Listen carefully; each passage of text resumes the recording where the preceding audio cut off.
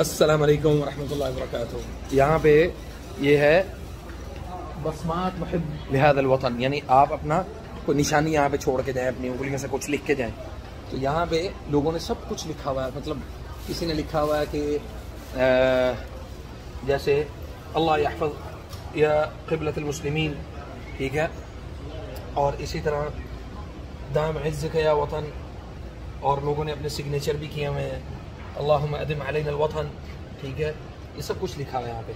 और देखते देखते अचानक मेरी नज़र ये पड़ी, अल्लाह जी मुझे अपनी पूरी फैमिली के साथ हज और उम्रा करवाना, आमीन।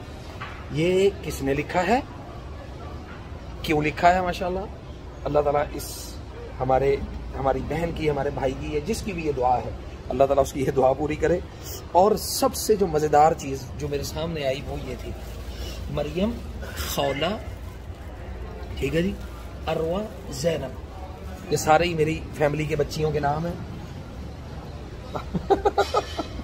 और उसके बाद आप आ जाइए इधर, ये देखें, मतलब सब कुछ लोगों ने अपनी इज्जत, यानी इस ममलकत के साथ मोहब्बत का एक तरीकाकार जो है ना वो ये यहाँ पे वज़ा किया हुआ है।